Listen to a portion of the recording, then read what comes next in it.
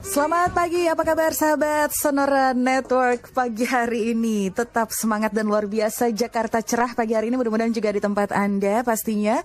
Dan setiap hari Rabu pagi pastinya juga kita sudah bersama dengan seorang theocentric motivator, sales trainer, leadership coach. Kita sambut Pak Eloy Zaluku.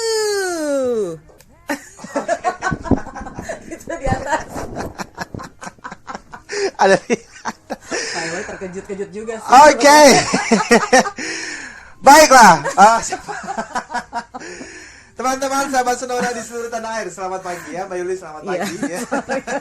Dan kita akan kembali mencerahkan Indonesia ya. Dan saya itu saking antusias dengan topik kita ini.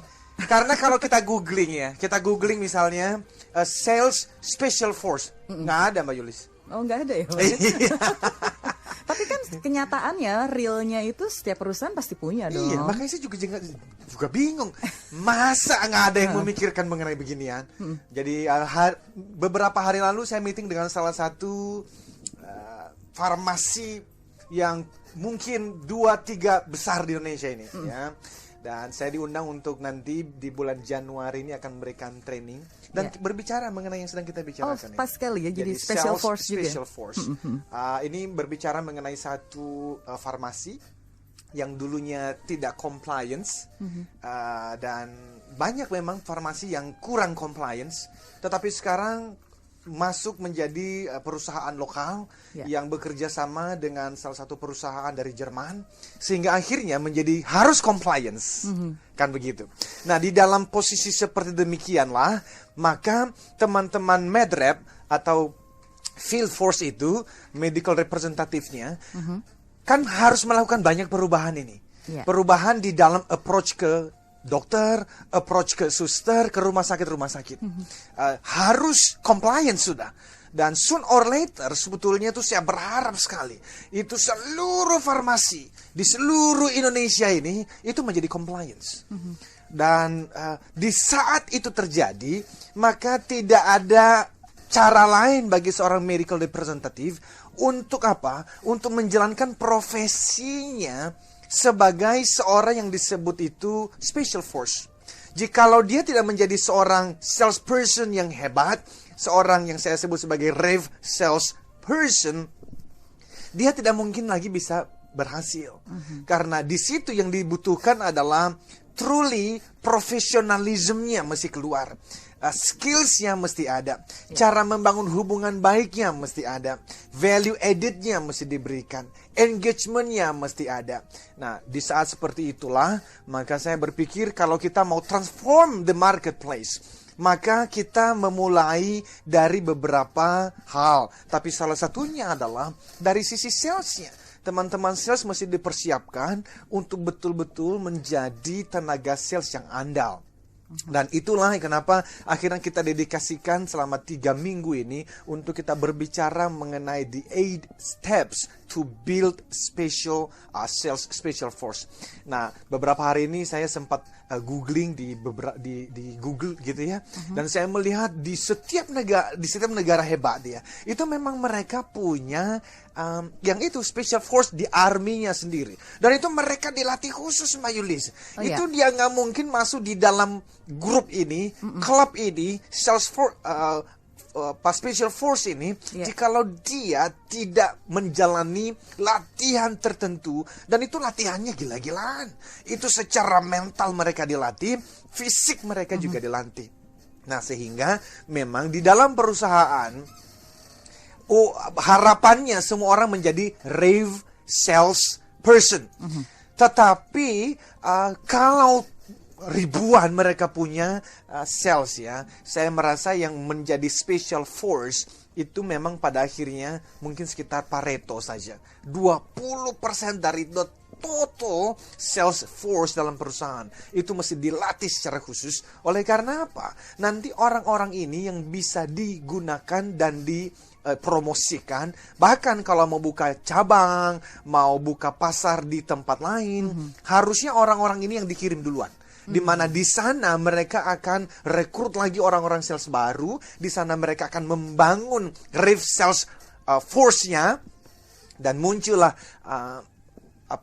sales special force, dan ini akan membuat perusahaan semakin kuat dan semakin maju. Nah, itu yang sudah kita bicarakan, dan ada 8 kemarin teman dari salah satu bank telepon, dia bilang, kenapa kok minggu lalu saya cuma dengar 3 katanya. Saya bilang sabar. There is time for everything. Ada waktu untuk segala sesuatu, Mbak Yulisia. Jadi saya harapkan hari ini kita bisa beres, dan berharap minggu depan kita akan kedatangan seorang CEO. Kita sedang menunggu karena memang beliau-beliau ini susah sekali mendapatkan waktunya ya. Tetapi kita berharap minggu depan kita akan mendapatkan pelajaran untuk CEO and Directors Update. Nah, minggu lalu kita sudah berbicara organization alignment, dan banyak perusahaan yang sudah punya ini ya. Jadi kita tidak perlu bahas, itu lebih kepada aligning people with strategic goals. Jadi bagaimana manusia itu di dalam perusahaan diselaraskan dengan strategi dari perusahaan. Nah, di dalamnya tentu ada berbicara mengenai performance management. Jadi kalau si sales mendapatkannya, nanti dia akan mendapatkan reward apa. Kalau dia tidak mendapatkan targetnya, then dia mendapatkan apa? Ya, mungkin ada teguran dan segala macam. Kita sudah berbicara mengenai individual assessment. Oleh karena Gallup Research mengatakan bahwa manusia itu punya bakatnya masing-masing. Yang seperti pernah saya sampaikan juga. Ada 10 orang dari desa dibawa ke Jakarta. Mereka semua tamatan SMA, dari sekolah yang sama, umurnya sama, dari kampung yang sama, tinggal di kontrakan yang sama di Jakarta, dan mereka kursus komputer di tempat kursus yang sama. Nah, setelah 6 bulan ditemukan, ternyata dari 10 ini kemampuan keterampilannya tidak sama semua. Ada yang jago sekali, ada yang biasa saja, ada yang justru nilainya itu sangat kurang memuaskan. Nah, padahal mereka dari kampung yang sama. Nah, kenapa ini? Ternyata dilakukan survei. Masing-masing orang punya bakat dan talentnya sendiri-sendiri. Ada orang-orang yang dari kecil dia diciptakan dengan jari-jari yang begitu lentur, dan dia punya kemampuan untuk duduk di depan komputer dengan dalam waktu yang lama, dan dia bisa konsentrasi. Ada orang-orang yang ternyata duduk 5 menit di depan komputer saja dia tidak enjoy. Nah, artinya apa? Yang namanya individual assessment. Di dalam kita building the sales special force, kita mesti job fitnya masih bagus sekali. Mereka memang mesti mencintai dunia penjualan. Bahkan dari Gallup itu dia menemukan ada 34. Itu namanya adalah sales strength-based sales. Strength-based sales. Artinya adalah bagaimana seseorang itu menemukan kemampuan dirinya. Karena ada orang, ini menurut Gallup nih, ada orang yang berhasil dalam dunia farmasi. Waktu dia berpindah menjadi salesperson dalam dunia otomotif, belum tentu dia seberhasil di dunia farmasi. Nah, jadi itu yang kita katakan dengan individual assessment. Saya usulkan minimal DISC, tapi paling bagusnya adalah strength-based selling ini mesti diikuti. Nah, setelah itu kita udah petakan, kita udah mapping, oh ini orang-orangnya nih. Maka kita mulai masukin mereka di dalam yang namanya training yang betul-betul spesial juga. Ya, yang saya sebut sebagai, kita mulai daripada personal mastery. Ini adalah bagian dari success triangle. Itu ada apa itu namanya, jungle survivalnya, tetapi juga ada training in-house-nya. Ya, dan setelah itu barulah kita berbicara mengenai sales readiness. Nah, apa itu sales readiness yang minggu lalu kita tidak sentuh begitu banyak? Sales readiness, saya percaya sekali, itu seseorang dia mesti mengerti industrinya. Dia bahkan mesti mengerti trend, law and regulation-nya. Dia mesti mengerti juga kompetitornya. Jadi seorang salesperson yang hebat, dia mengerti produknya, mengerti perusahaannya dengan baik. Tetapi special force, dia bukan hanya mengerti produknya dan perusahaannya. Dia juga mengerti kompetitornya, dan bahkan dia mengerti makro-mikro dari pasar yang dia gelutin. Kenapa? Karena itu yang nanti membuat dia memberikan value added, service excellence, superior service kepada pelanggan-pelanggannya. Dan dia kalau ditempatkan di satu area, ini kita berbicara mengenai territory management misalnya, dia bahkan bisa mengerti itu yang namanya challenges dan opportunities di areanya dia itu seperti apa. Nah, kalau teman-teman mengatakan kok susah banget, well namanya juga special force ya. Dia punya product and service knowledge yang bagus. Dia mengerti benar unique selling propositions dari barang service yang dia jual. Dia punya basic marketing concept minimal. Dia mengerti yang namanya STP dan 4Ps. Ini minimalnya. Jadi segmentasinya, targetingnya, positioningnya, 4Ps-nya, dan sales target, daily activities plan, review-nya semua mesti jelas. Baik. Nanti kita akan lanjutkan kembali tentang sales readiness seperti apa. Penjabarannya tadi poin-poinnya sudah Pak Eloy sampaikan. Yes. Tetap bersama kami di Sales Mastery. Stay tuned with us, Sonora Network.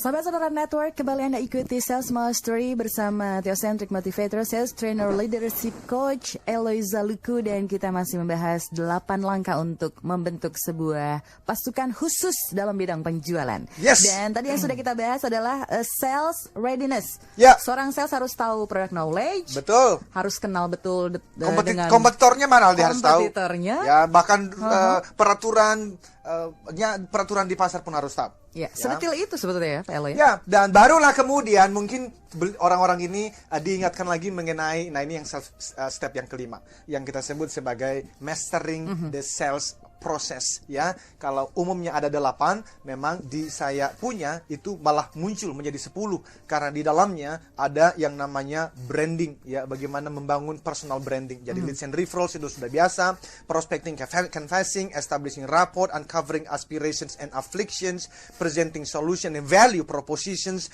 handling objections, sales closing, delivery, customer relationship management, dan di dalamnya ada yang brand building atau juga bicara mengenai networking. Nah, yang kita selalu bicarakan mengenai Rave Sales Model itu justru muncul di nomor 6. Dan itu yang saya sebut sebagai mastering the sales process. Nah, hari ini kita nanti berbicara mengenai ada 5 dimensi di dalam yang namanya adalah value, atau kita berbicara mengenai service quality-nya. Yang sebetulnya waktu dibuat ini udah tahun 85-an sebetulnya, tetapi terus dikembangkan dan sampai hari ini digunakan oleh banyak perusahaan di dalam mereka memberikan pelayanan terbaik kepada pelanggan-pelanggan mereka ya. Jadi di dalam Rave Sales Model, relationship based and value creation selling ini ada relationship, bagaimana klik, bagaimana connect. Lalu kita berbicara mengenai yang kedua, ini mengenai value, atau kalau di dalam dunia service ini dikenal sebagai superior service atau exceptional service, atau berbicara mengenai service quality. Nah, di dalamnya memang ada 2 hal yang kalau saya memberikan training biasanya saya fokus di sini, bicara mengenai caring, dan yang kedua bicara mengenai creativity. Nah, caring itu memang mesti ada. Itulah sebab yang namanya Rave Sales Model ini memiliki filosofi yang menurut saya ini harusnya transforming the marketplace. Ketika kita berbicara bahwa selling is about giving and serving, bahwa melayani itu memberi dan melayani. Product is a byproduct. Profit is a byproduct. Apa itu? Profit itu pasti datang. Dan harus datang. Berapa besar? Bahkan sebesar-besarnya. Oleh karena apa? Kalau profitnya nggak ada, kita nggak bisa memberi dan melayani pelanggan dengan baik. Tetapi yang tidak boleh dilupakan adalah urutannya. Jadi di dalam Rave Sales Model, urutannya seperti mata koin. Jadi ada dua sisi mata uang, sisi A-nya, dan ini nggak boleh kebalik. Sekali kebalik, kita kembali kepada hard selling dan consultative selling. Padahal kita sudah kelewatan zamannya, nggak ada hard selling, nggak ada consultative selling lagi. Kita masuk dalam yang saya sebut sebagai era dari Rave Sales Model. Jadi sisi yang pertama itu yang kita sebut sebagai giving and serving. Giving and serving, serving and giving. Memberi dan melayani, memberikan yang terbaik. Setelah itu, kita baru berbicara mengenai sisi yang kedua. Karena kalau kita sudah memberi dan melayani, baru muncullah yang namanya profit itu. Dan umumnya ketika seorang pelanggan diberi pelayanan terbaik, kita lebih mahal sedikit daripada kompetitor pun mereka bisa terima.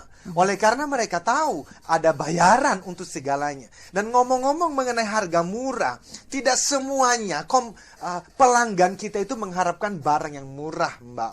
Memang semua orang itu inginnya diskon. Yes. Saya kalau diminta berikan training, coaching, consulting, selalu juga ada yang meminta diskonnya. Walaupun saya harus hati-hati sekali. Karena Tom Rally, dia melakukan satu survei, 90% dari sales force di seluruh dunia, itu mereka sudah mempersiapkan diri untuk memberikan diskon kepada pelanggannya. Itulah sebab waktu Anda mengharapkan dan sudah berpikir akan memberikan diskon, sudah pasti Anda akan mendapatkan customer yang minta diskon. Wong, Anda tidak memberikannya aja mereka minta. Nah, itulah sebab kita sudah pernah berbicara juga how to handle permintaan diskon. Yes. Oke. Nah, sehingga produk jasa yang diberikan kalau sudah didahului dengan pelayanan terbaik, maka di situ kita bisa memberikan harga yang lebih mahal sedikit pun orang bisa menerima, ya. Dan di situ kita berbicara mengenai yang saya sebut tadi, yang namanya adalah service quality. Ini sebetulnya pertama kali ditemukan oleh Barry and Zetmel ini. Mereka menuliskan sebuah buku yang judulnya adalah Service Quality. Jadi ada dimensi di dalam memberikan yang namanya pelayanan.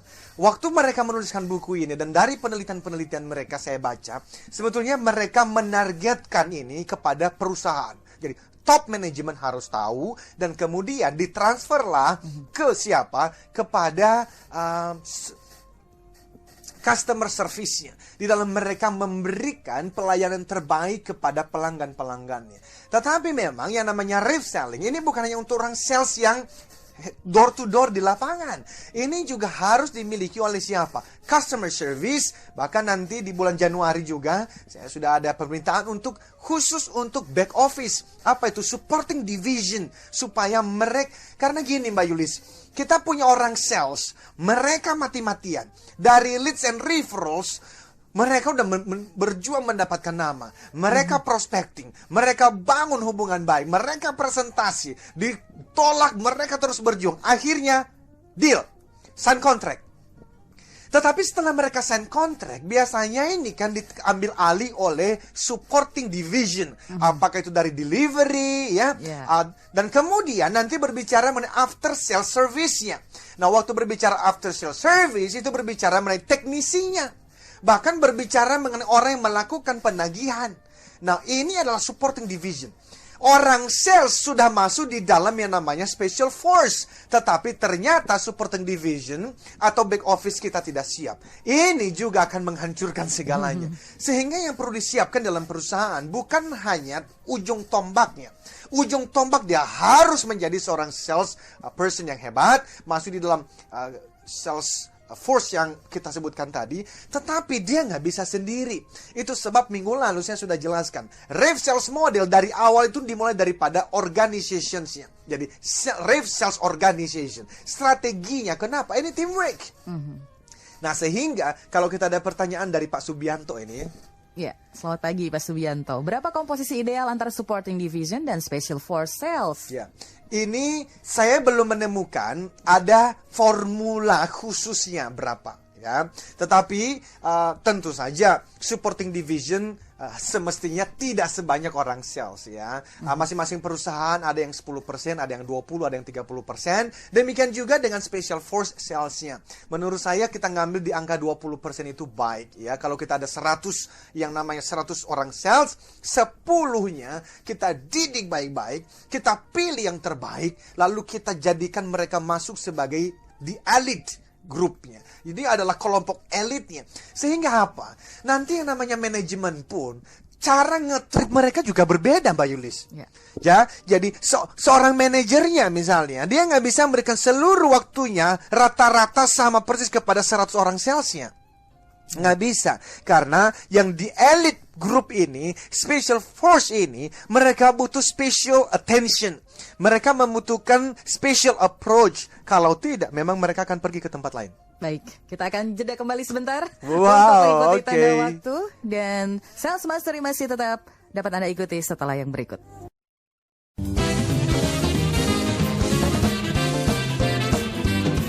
Stay tuned with us, Sonora Network.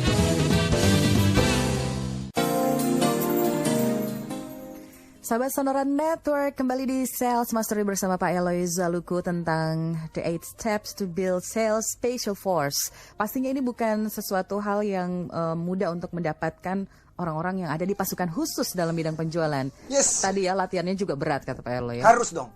Mau dapat hasil tertinggi tapi Yes. nggak mau bayar harganya. Nggak ada ya. Oke, baik.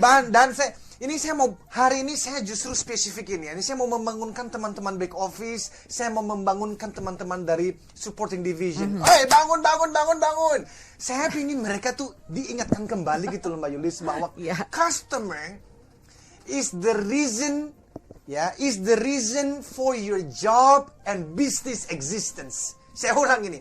Customer is the sole reason, itu alasan satu-satunya kenapa kok Anda dapat pekerjaan dan kenapa kok perusahaan Anda pernah didirikan sejak dulu sampai hari ini. There's no other reason. No other reason. Single reason of your job and business existence is to satisfy your customer. Dan itu tidak bisa dilakukan hanya teman-teman sales. Jadi hari ini saya mau kritikin, saya mau jewer bahkan beberapa teman-teman back office tuh yang kerjanya tuh sembarangan itu loh. Nah ini berhubungan dengan pertanyaan tadi, ada pertanyaan lanjutan kayaknya nih dari Pak Pak Subianto. Subianto tadi tentang apa sih ya? Apa yang disyaratkan ketika dalam sebuah perusahaan menjadikan setiap karyawan sebagai sales? Nah. Apa kelebihan dan kelemahannya? Good. Nah. Apakah bisa efektif? Dan ini juga berkaitan dengan pertanyaan Pak Hari di Depok nih, Ya. Pak Eloy. Bagaimana cara yang tepat untuk menjaga konsistensi, baik special force ataupun supporting division, untuk mereka bekerja sesuai jobnya sehingga saling bersinergi mencapai tujuan bersama? Very good. Pak Subianto, bagus sekali pertanyaannya. Dan jawaban saya memang, every single person in the company, in the organization, is a salesperson. Jadi, setiap orang di dalam perusahaan, itu adalah seorang sales. Kalau kita mengerti bahwa sales is about giving and serving. Jadi, selling, definisi dari dulunya, itu adalah akar katanya sendiri, itu artinya adalah memberi dan melayani. Now, kalau pimpinan perusahaan mensyaratkan semua orang dalam perusahaan is a salesperson, termasuk seorang satpam security yang ada di depan kantor, yes, itu tepat dan bahkan seharusnya begitu. Dalam artian, tentu saja fungsinya ada yang keluar. Mereka mencari customer, mereka presentasi di sana. Tetapi sekali lagi, it is about teamwork. Satisfying dan memuaskan pelanggan Anda itu tidak bisa dilakukan oleh orang-orang sales saja. Nah, cuman memang nanti teman-teman back office itu suka ngomong begini. Ya, tapi nanti yang dapat insentif paling besar kan mereka. Well, it is your choice. Anda telah memilih menjadi back office. Dan kalau Anda menjadi back office dan Anda mendapatkan gaji yang memang kemungkinan besar sedikit, nggak terlalu banyak lah ya, sedikit lebih kecil daripada seorang sales, karena seorang sales yang keluar itu hujan-hujanan, panas-panasan, ditutup pintu di depannya, iya, ditolak ya sudah pasti. Jadi memang dia berkorban jauh lebih banyak. Tetapi bagi seorang top management, nah ini berhubungan dengan Pak Hari dari Depok. Top management itu mesti bisa memastikan bahwa timnya itu konsisten. Dan how? Nah itulah kenapa justru dari the 8 steps to build sales force, special force ini, yang paling pertama itu adalah organizational alignment. Apa sih itu organizational alignment? Itu kalau kita bicara balance scorecard misalnya. Ini ditemukan Norton dan Kaplan. Ini kami memberikan banyak konsultasi mengenai beginian juga. Jadi yang namanya perspektif dari financial, perspektif dari customer, internal process dan learning and growth, itu semuanya dibuat, ada strategic mapnya, ada strategic initiative-nya, ada targetnya. Sehingga semuanya, dan Kompas Group kalau seperti sekarang yang saya tahu itu sudah mulai menjalankan ini dari tahun 2008 kalau nggak salah. Dan sekarang kalau dari berbagai unit itu mereka berkembang luar biasa, dibantu dengan yang kami sebut sebagai organization alignment ini. Nah, sehingga semua orang dalam perusahaan itu gini loh, kalau orang datang dia terlambat, dia pergi makan siang 10 menit lebih awal, dia pulang terlambat 10 menit, tapi nanti gajinya sama saja dengan orang yang datang 10 menit lebih awal dan lembur sampai malam, itu pasti nggak sehat tuh perusahaan.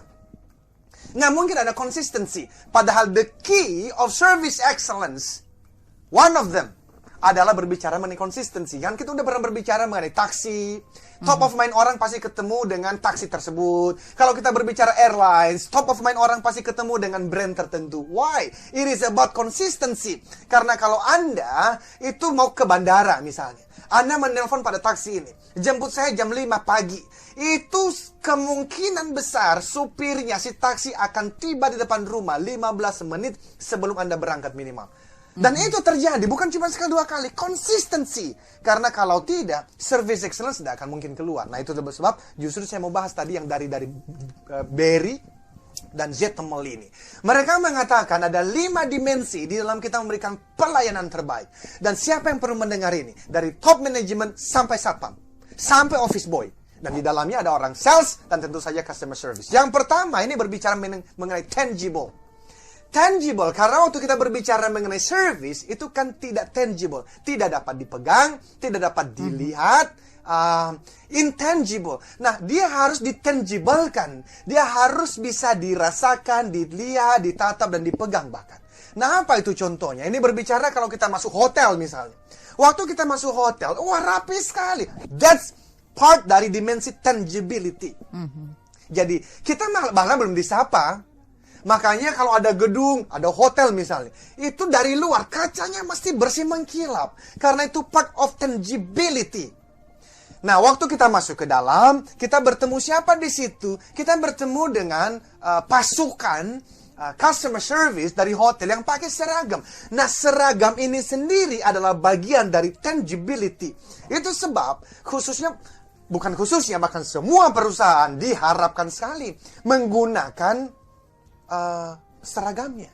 Kenapa? Karena seragam itu adalah bagian dari dapat dilihat. Seragam yang rapi. Apalagi kalau kita berbicara mengenai wangi. Saya sudah berbicara mengenai 3 bagian otak. Bahwa limbic system itulah yang digunakan ketika bertemu dengan pelanggan. Nah, ketemu dengan bajunya, misalnya seragamnya tidak dicuci 3 hari, rambutnya tidak disisir, ya, dan mungkin juga dia tidak menggunakan wewangian. Khususnya untuk orang-orang yang melayani pelanggan loh ini. Dan bahkan sebetulnya bagi yang tidak melayani pelanggan pun, dengan Anda tampil rapi, hari itu Anda sudah mau mengatakan kepada Tuhan begini, Lord, I'm ready for today. This is the day that the Lord has made. I will do my best. Ini hari yang Tuhan berikan kepadaku. Akan kuberikan yang terbaik. Why? Karena besok Anda belum tentu masih hidup. Kami sekeluarga besar ini lagi berduka. Ponakanku yang paling kami kasihi meninggal hari kemarin. 20 tahun, Mbak Yulis. Iya. I mean, that's life. Itu hidup. Dan jadi, we don't know. Ada umur yang baru usia 20 tahun mengatakan masih panjang waktunya. You don't know. Jadi kalau hari ini saya dan Anda masih bernafas, this is the day. Berikan yang terbaik saja dalam pekerjaan Anda. Nah, itu berbicara mengenai tangibility. Kalau kita ke bengkel mobil misalnya. Waktu kita ke bengkel, kita melihat ya, di situ pasukannya itu pakai seragam yang rapi. Lalu mereka punya peralatan yang rapi. Itu sudah memberikan satu persepsi. Well, when we talk about sales and marketing, we talk about perception. Waktu berbicara mengenai penjualan dan pemasaran, berbicara mengenai persepsi. Maka kalau kita berbicara, it is the war in the mind of the customer. Jadi peperangan itu di dalam pikiran seorang pelanggan. Jadi waktu dia datang, ternyata itu peralatannya lengkap. Itu adalah bagian dari tangibility.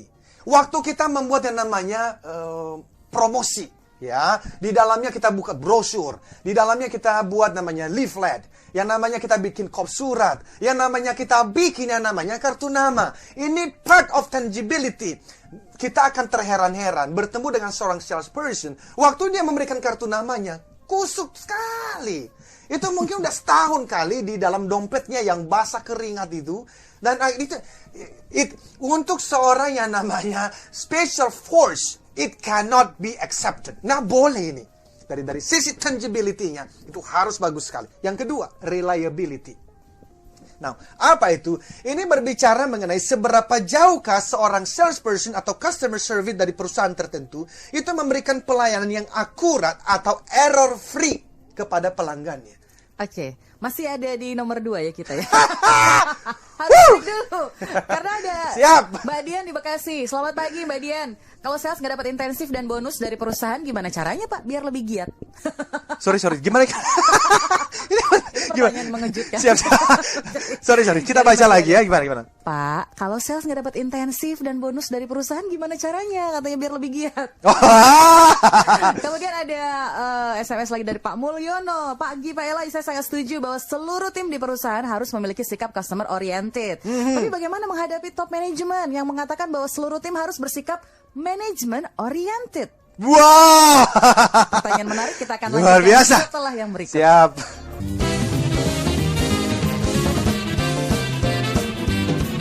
Stay tuned with us, Sonora Network.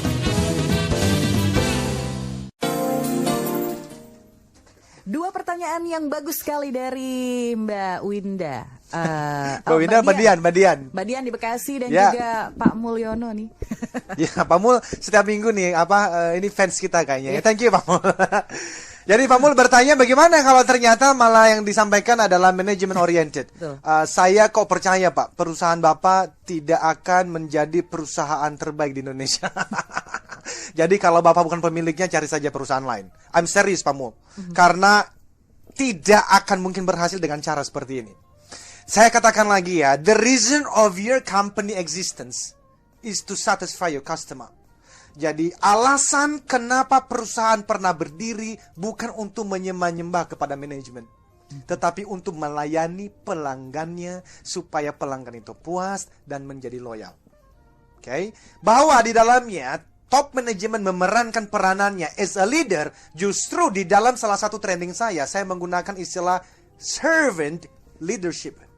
Tidak banyak orang yang setuju dengan konsep servant leadership. Apa artinya? Pemimpin yang melayani.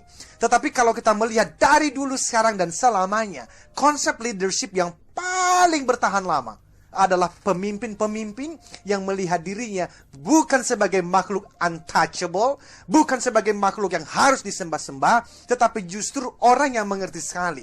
Saya di posisi sebagai direktur, saya hadir di sini untuk melayani karyawan saya dan melayani siapa? Maka saya melayani customer. Saya punya satu orang teman. Bukan teman lah, ini sudah senior ya. Dan saya berharap suatu hari beliau akan datang ke sini. Saya pernah mewawancara beliau. Dan itu turnover di perusahaannya kecil sekali. Why? Karena ketika seorang karyawan datang masuk ke perusahaannya, dia akan undang. Ini CEO loh. Dan ini bukan perusahaan yang kecil. Dia akan undang. Tentu tidak sampai ke office boy ya, tapi ada level-level tertentu. Dia bawa ke dalam ruangannya. Dan dia akan mengatakan begini.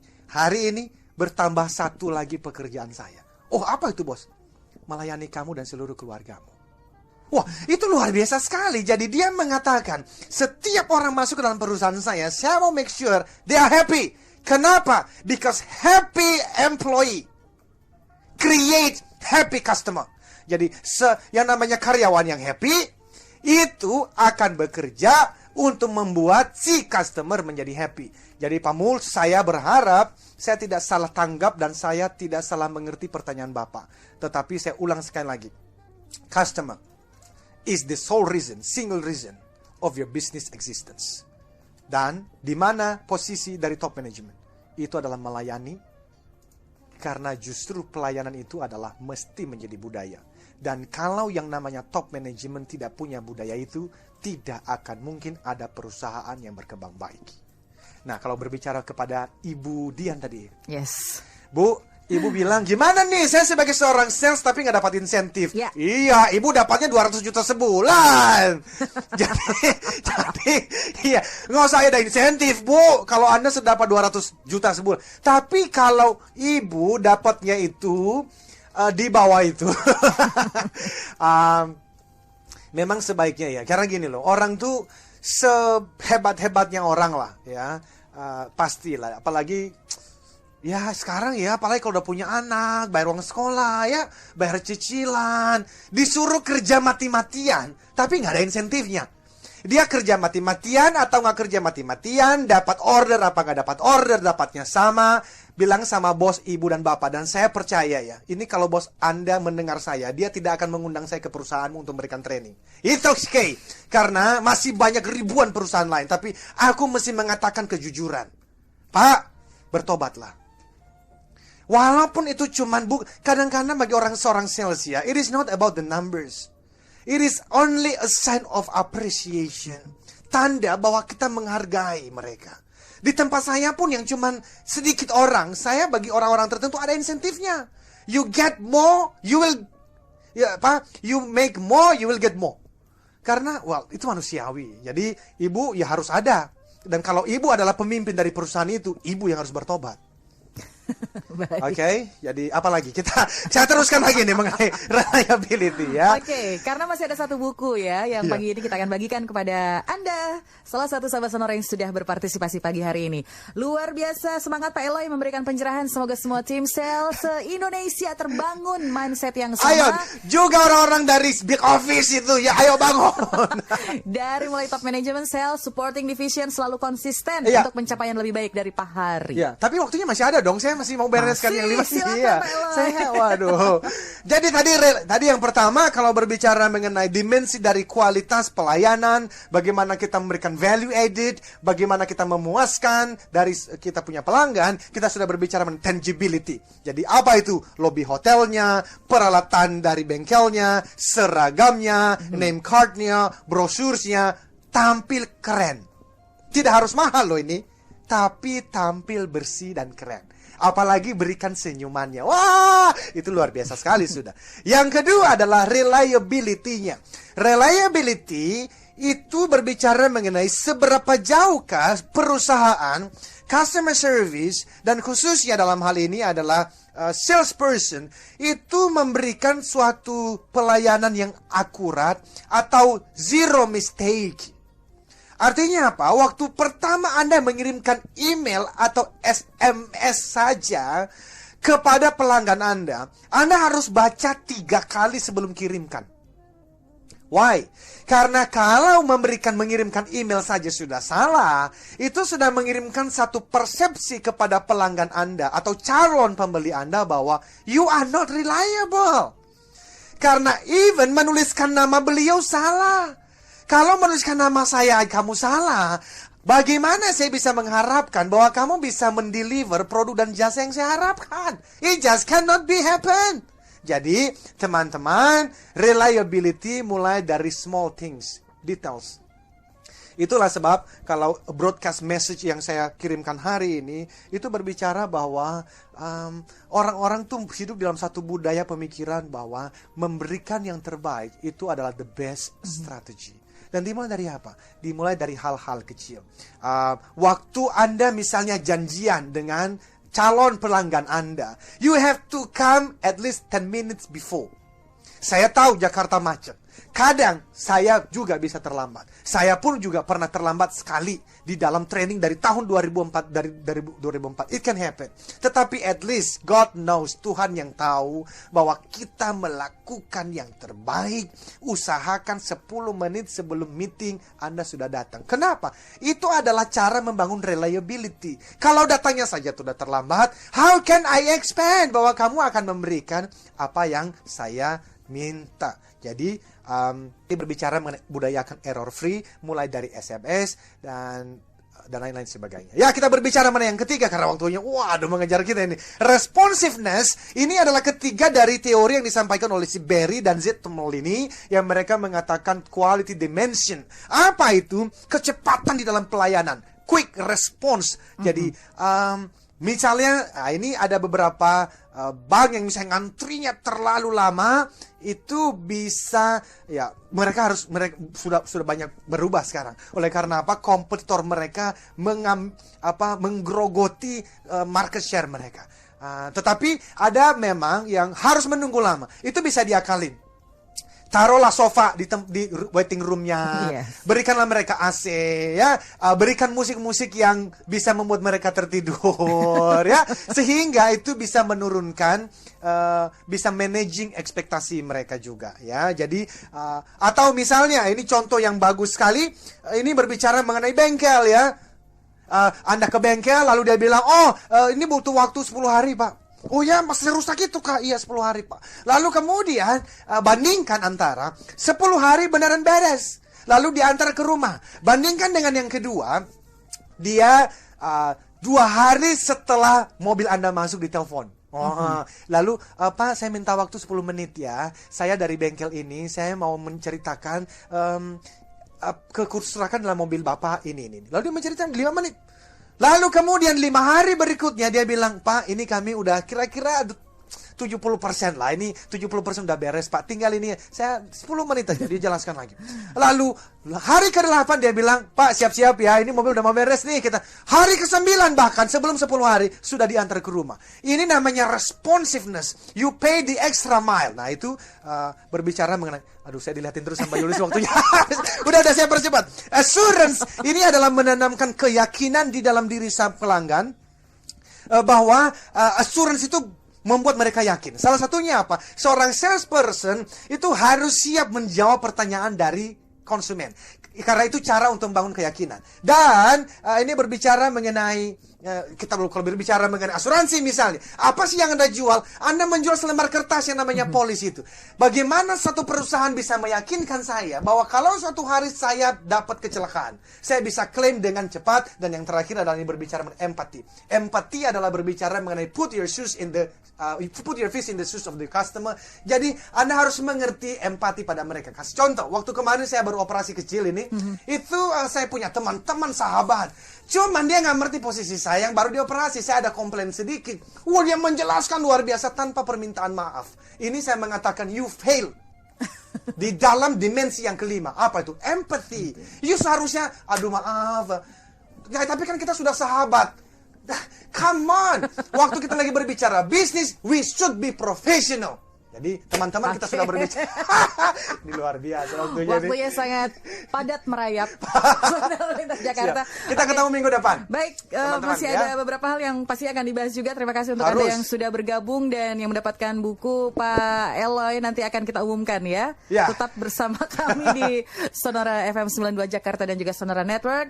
Saya Yulis. Saya Eloy, katakan Yes, yes I I can. can. Salam sukses. Triangle. Triangle.